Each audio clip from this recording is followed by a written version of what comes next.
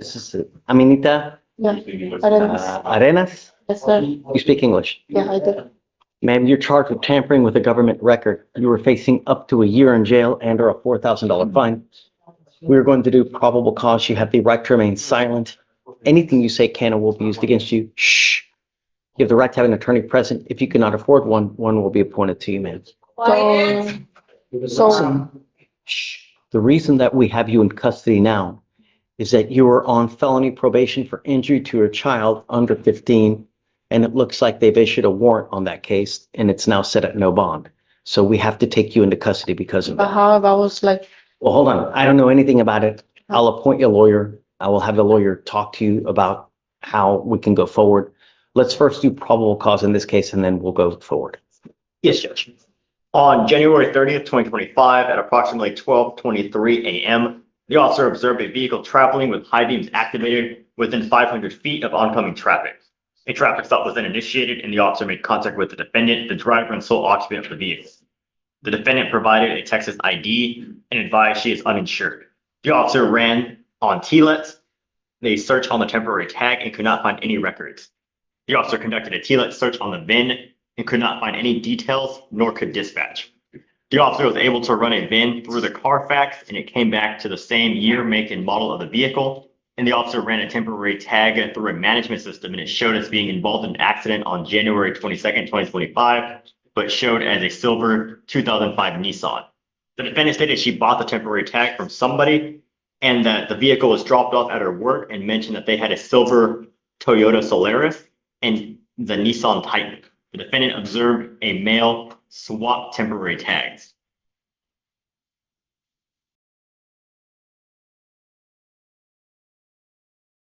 She's charged with tampering. Yes, because she would have been aware that she did not purchase a valid registration, as he saw the person she bought the vehicle from swap his tag to her vehicle when she bought it. Say that again. I was reading something. So she knew that she was not having a valid registration placed on her vehicle because when she purchased the car, the person she purchased it from took his registration from his vehicle and put it on hers, and she continued to drive hers, knowing that it was not the proper registration. So then and there unlawfully, intentionally, knowingly presented and used a license to which attached hereto as Exhibit A, a governmental record with knowledge of its falsity.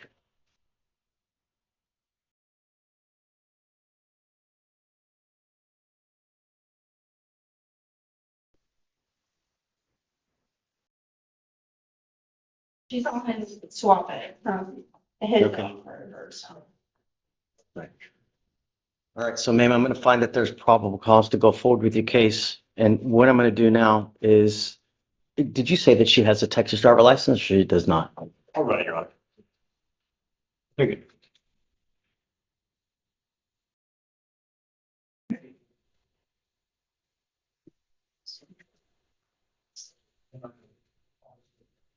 It's eligible, Your Honor. So she has a license then? Yes, Judge. Okay, great. So what I'm going to do now is I'm going to put you in back. I can't let you go because there's a felony warrant for your arrest. why? I will appoint you a lawyer and the lawyer can explain to you why the warrant was issued and how we can go further. But if I was in operation every month, I'm sorry?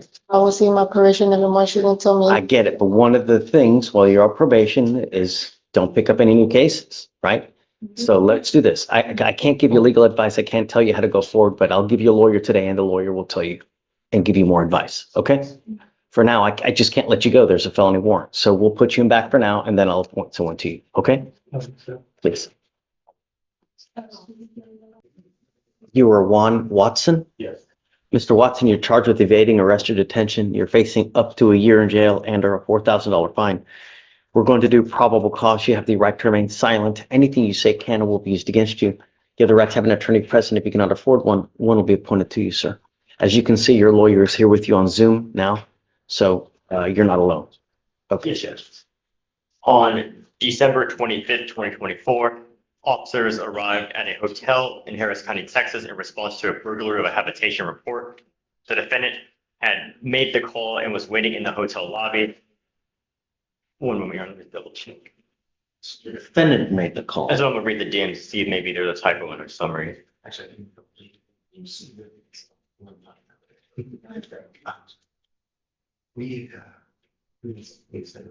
I believe he did make the call, Your Yes, Honor. Judge. Yes, Judge.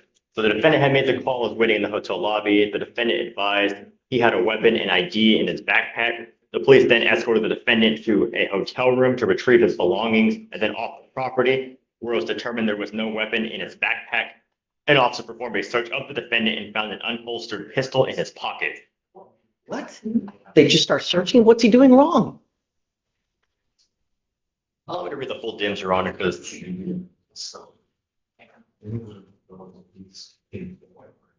Your Honor, if we could have a moment so I could read this, because it seems like there's a lot more information that Let's just read the DIMS. That's all I want to know. the entire DIMS, Your Honor. Yes, Judge. So the officer dispatched to a burglary of a habitation, later turned to an evading call for service at a hotel known as the Element. Upon arrival, the officer made contact with the defendant. The defendant was observed behind the front desk area and did not at first advise he was the caller. The defendant appeared in a nervous state of mind and at first was not forthcoming with information for the investigation. The defendant later advised he obtained a room with another person who he advised he did not know and was only known as Chaz Burke. And the defendant advised he had traveled to the room with Chaz, and upon entering into the room, there was a third male in the room already, and the defendant advised he left the area out of fear of another unknown male. The defendant advised the third male was invited to the room by Chaz, and upon briefly speaking with the front desk employee of the business, advised the defendant prior to arrival was located in the hotel lobby, only in underwear for a brief time, but advised he heard a firearm being racked, chambering around, but did not observe this action and only heard it. The employee then advised an unknown female traveled to the hotel, brought the clothing the defendant was observed wearing on scene, which was the sweats and bottoms. The defendant advised the handgun was of his when asked was located in his black backpack. He was observed to have on his person. The backpack was temporarily taken possession of by the officer for safety due to the defendant advising a firearm was located inside the backpack. The defendant on scene had advised and given consent that the handgun could be obtained from the backpack and checked in TCIC, and also advised his ID was also in the backpack and could be obtained on scene by law enforcement. The room the defendant and Chaz had booked, which was number 424, was checked for Chaz or other unknown suspects with negative results, and none of the other suspects were spoken to during the investigation.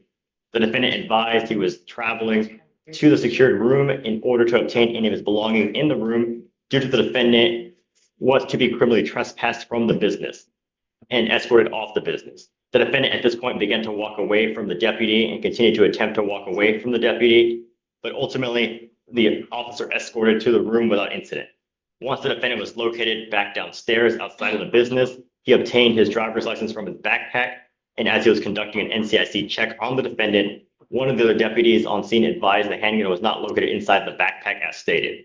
The defendant was patted down for weapons on scene, and the deputy discovered a black spring-filled handgun located in the defendant's pant pocket without any type of holster for the handgun. The handgun was temporarily taken by the officer for safety. At this point, another deputy arrived on scene to detain the defendant, and the defendant was observed to be in a highly nervous state of mind, and the defendant pulled away from the deputy.